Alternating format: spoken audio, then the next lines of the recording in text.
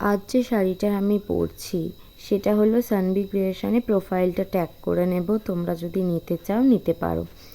আর এই যে ব্লাউজটা পরেছি সেটা কিন্তু এই শাড়িটার নয়, আমি ম্যাচ করেছে বলে পরেছি। আর আজকের সাজটা আমি রেখেছি পুরোটাই পিঙ্কিশ টোনে, আর একটু হালকা স্মোকি ব্যাপারটা রেখেছি, কেন কি আমার একটু স্মোকি জিনিসটা খুব ভালো লাগে। আর আমার চোখ খুবই ছোট, অতটা ভালো বোঝাও যায় না, তাই একটু হালকা স্মোকি রাখলে আমার খুব ভালো লাগে।